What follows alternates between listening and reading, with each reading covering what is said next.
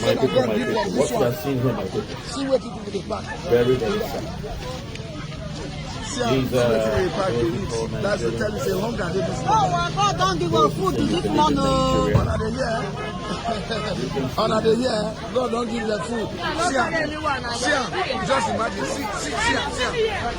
see, now motor where fall, where get accident with this. All the things where carry now they don't look so. All the things where carry now they don't look. See what you do with it.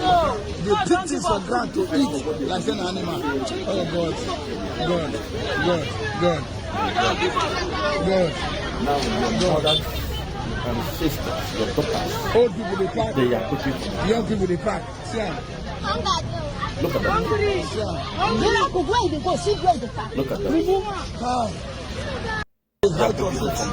This is the height of it. This is not the height of it.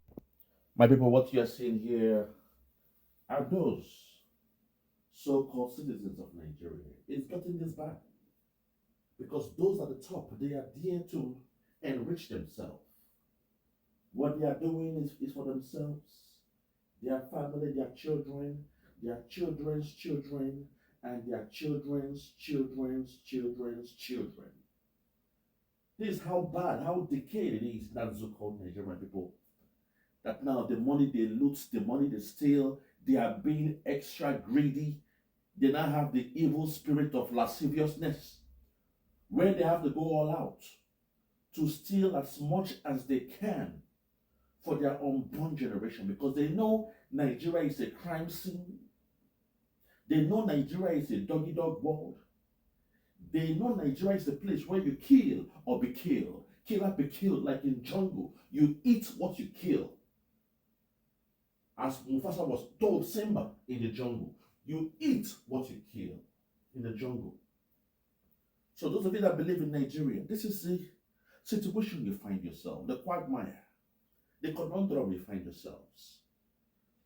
When we'll tell you that Nigeria is gone, you must go back to your own region the way it was before the coming of the white man.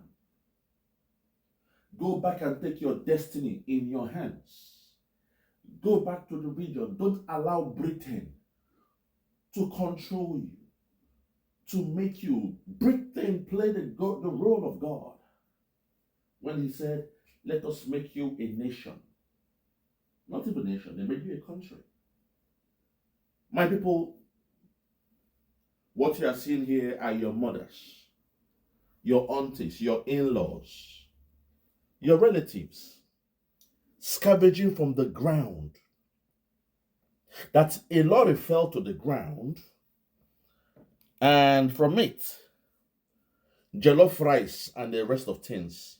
See the way they are picking jollof rice and fried meat. Somebody was going probably for a marriage festival or something, and the food they cooked fell to the ground. Oh my God. They have turned our people to beggars. I was the one that just came with the mantra, Almajiri culture. Some of you thought I was joking. You said I was lying. When I said the plan of the caliphate is to introduce the Almajiri culture into Nigeria. That's the only way they can control you. They must bring in hunger. Hunger will humble you. Hunger will make you be submissive. In the Bible, it says, slave, obey your master. Hunger will make you become a good slave. You will lose your sense of pride. You will lose your sense of belonging. Oh my God. You will look up to your politicians and you will make them gods. You will serve them like gods. You will worship them even when they are stealing from the purse, what they call the national cake, the treasury of the land, even though they are looting. You will still worship them, bow to them, worship their children, see them as being special more than you. The thing called the rule of law will be alien at a time like that. My people, this is the quagmire that these guys find themselves. That Nigeria has decayed to this level. Very, very sad, my people. Very, very sad. I never believed there will be a time when Nigerians, those that believe they are Nigerians, will stoop this low to be begging from the ground. They steal rice. You know what they are picking? There will be stones in it already.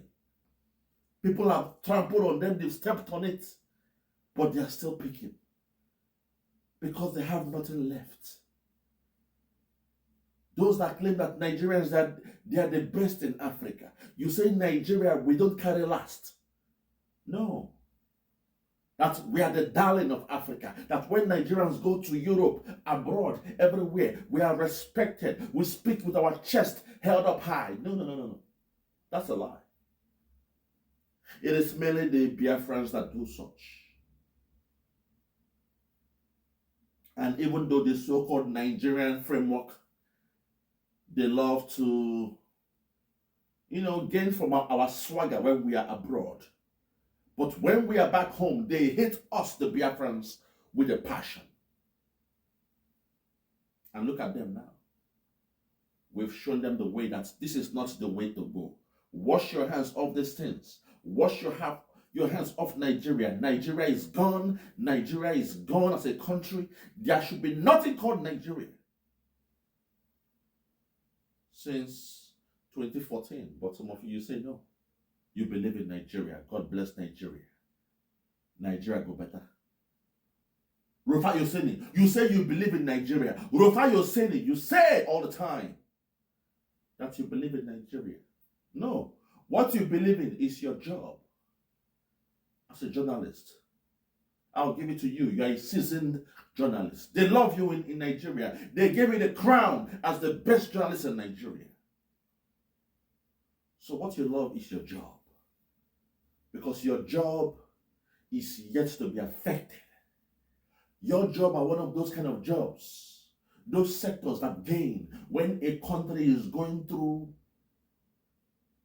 a spiral, a downward spiral like Nigeria. When a country is like a movie, when a country turns to a banana republic,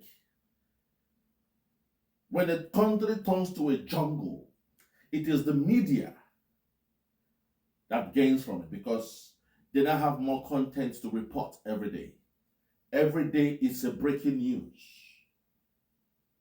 When you go to Europe, to countries like Sweden, Finland, Denmark, their news is boring. Do you know why? Because there's nothing else to report. What they report are little kids insulting their parents, giving jobs to little kids that insult their parents.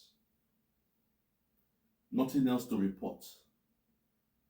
So those in the media, their journalists are not being respected the way you all glorify your city.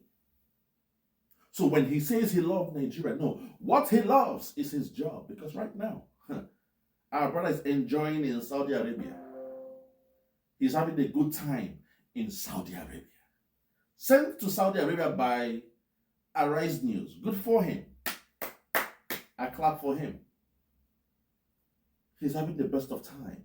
They can send him to Germany. They can send him to England, to France, to Switzerland, to America for a program, a seminar, a course. So when he says he loves Nigeria, no, what he loves is the job he's doing. But those in the real sector, those who are into buying and selling, those who are into importation and exportation, they are the ones crying every day. Because their naira is now in the toilets. The naira is in the gutters. The naira is not stable. It's going down, down, down. Those ones, they cry. The teachers, they cry. Those in the civil service that are being paid 70,000 naira a month. Less than $80 a month. They are the ones feeling the brunch. Those graduates from university that have no job. Those that lost their job and they had to go back to their parents' home. Not only that, they took their wife and their children back to their parents' home because they have lost their job. Those in the real sector, they are feeling the pain, the brunt of that thing called Nigeria. But those in the media, oh my God, it's a blockbuster. Nigeria is now a blockbuster. They love it. They are enjoying it. You wake up in the morning, your phone is buzzing. You turn up your computer. Twitter is buzzing. Facebook, Instagram. Everywhere you go, there is breaking news. People are making it now in social media. They are now bloggers. Everybody is turning into a blogger in that so-called Nigeria because that's where the money is. That sector is thriving. Oh my God. But you can only get that in a banana republic. Look at children. Look at women. Your mothers. The mothers are known as what? They civilized the whole world. The first to civilize the world are the mothers. Because they learned how to go into the farms, into the forest, to pluck those herbs, get those tubers, those roots, cook them, understand chemistry, how to cook this stuff, and make it to become food. They were able to domesticate some animals during those days and turn them into pets. When the husband is going out to hunt, to gather the food, the wife is at home, preparing the food, making a house to become a home for herself, her husband, her children. But today, look at the mothers of that so-called Nigeria, picking from the ground rice that fell from a truck, from a lorry. They are scavenging. They have turned to beggars in their own country. Almajiri culture has come to stay. Almajiri culture. That was how the Fulani were able to conquer the Hausa. I never knew that in my own time I would see it happening across the whole section of Nigeria. Almajiri culture has come. Lord have mercy. Almajiri culture is waxing strong. That is the way they were used to take over Nigeria. And they've done it. The thing called Nigeria today, you shall know no more. This is why we, the Biafrans, were living. We have seen the ship called Nigeria is riddled with so many holes. It is sinking to the ground, and we are saying we are done with Nigeria. We want out of Nigeria. If not, we shall sink with that ship. When the politicians were out there drilling holes in the ship in order to steal their loot, unknown to them, the more holes they drill, the more the probability of the ship sinking. But they were greedy. They were stealing the money, looting the money, stealing the gold. And today that ship called Nigeria is now sinking to the ground. And we, the Biafrans, we are saying we are living, but the others, because of tribalism, nepotism, red tapes. Red tapeism means red tapes. Everywhere you are going, they put the red tape. Do not cross. This job is not for you. We won't give it to you. Omo Igbo. The Igbos must not be president in that zoo. So they say, they said it. They said it now. Those coming to solve the problem, you know the Biafrans, when it comes to business, importation, exportation, buying and selling, we are number one. We are the kings of that business in Africa. A businessman can always manage a business. A real businessman. Not those who go and steal money. Not those who are not known for doing business. Suddenly they become a billionaire. Not those who say they pay fuel subsidy, but they steal and loot from the people. Not those. A real businessman can run the economy.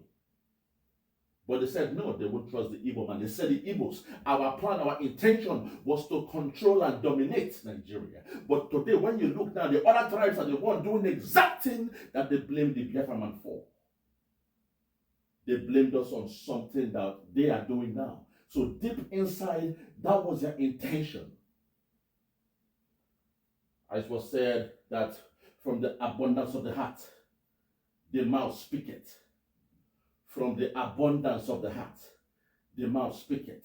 In most cases, your enemies, those things that they are not seeing deep in their mind, they will turn around and blame you. They will say, blame the Igbos, that these are the plans of the Igbos.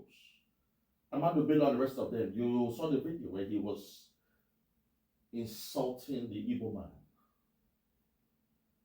saying, oh, what you want to do is to take leadership, as if it's a curse, it's a taboo that's in a company, in a civil service, as if it's a taboo for you to strive to get to the top. No. When it comes to the Biafra man, it's a taboo for you to be in a company and through hard work to become one of the senior management teams. No. They want you to remain at the bottom. They say, no, the Igbo man, all he wants to do is rise to the top. You put him in a warehouse, the next thing, he wants to become the supervisor. I mean, that's something we do here in the Western world. Everywhere I found myself, I am working, doing more courses to make sure I get to the top. My managers, they become my mentor. I go to them and say, please, I want you to be my mentor. How can I get to your position? And they will love you for that. They will support you. They will mentor you. They will send you to some training. They will give you some jobs to try your hands out to gain the experience. It is done in the Western world. But no, in that should they say blame the Igbos. The Igbos are the problem. But today, those that said you should blame the Igbos, look at their mothers, their sisters, their wives, their daughters, picking from the ground,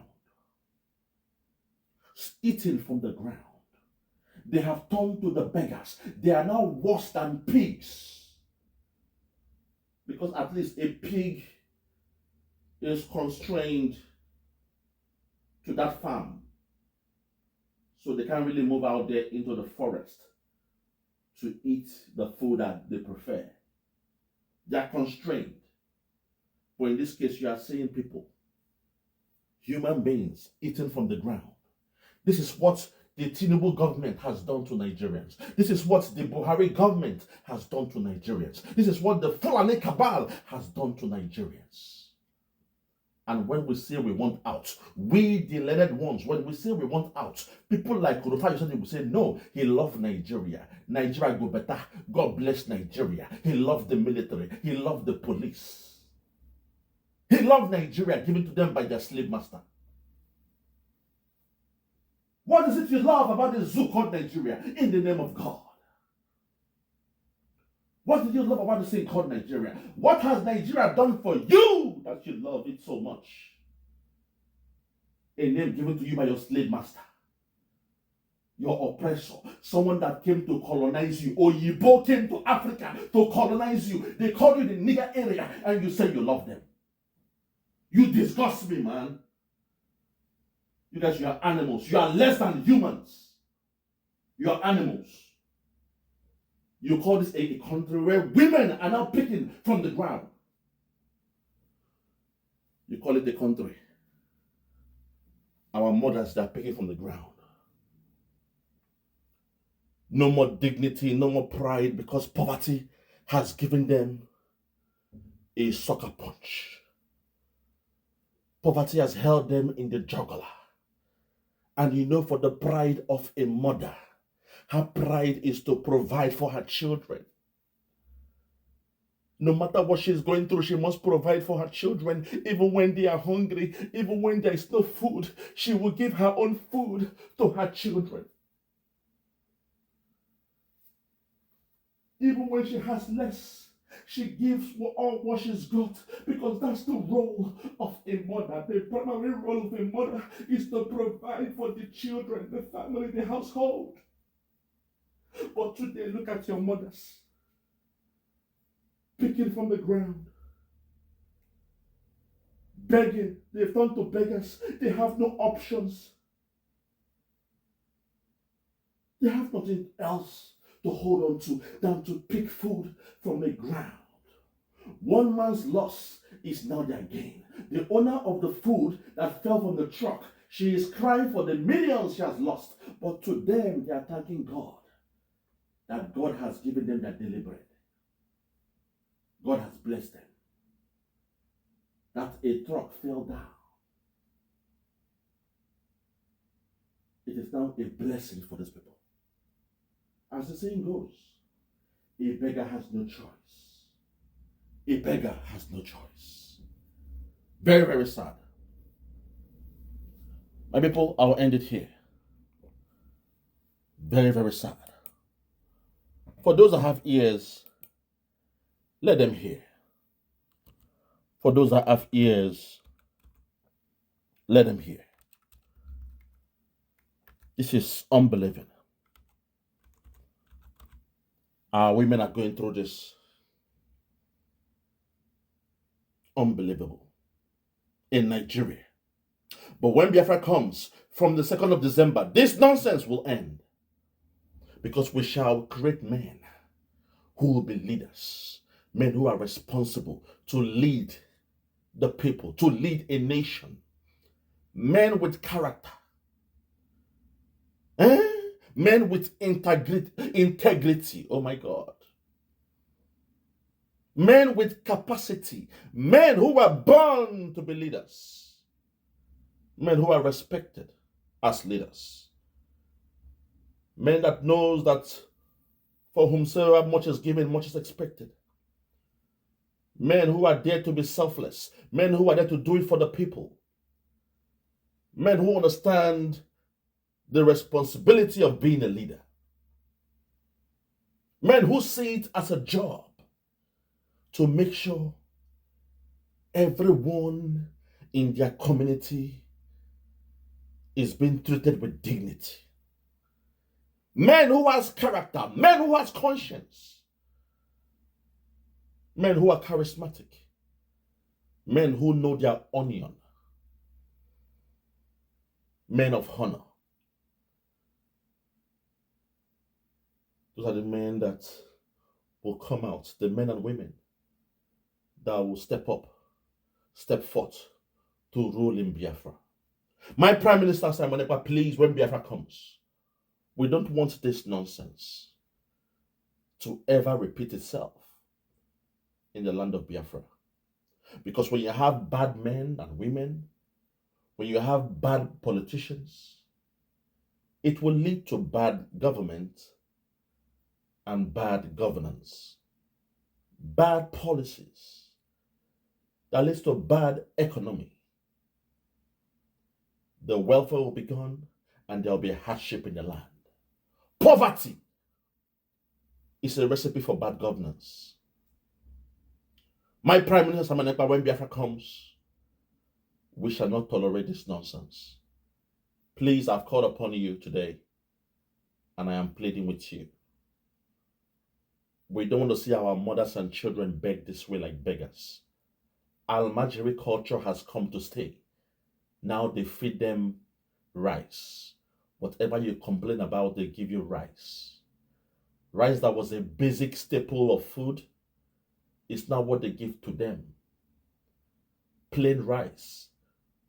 No pepper, no oil, no crayfish, no chicken, no meat. Just plain rice to boil and eat that way. That's the meal for a pauper, a meal for a slave. As the saying goes, the slave has no choice. That's the meal for slaves. Those who have been conquered, you eat the crumbs from the table of the kings.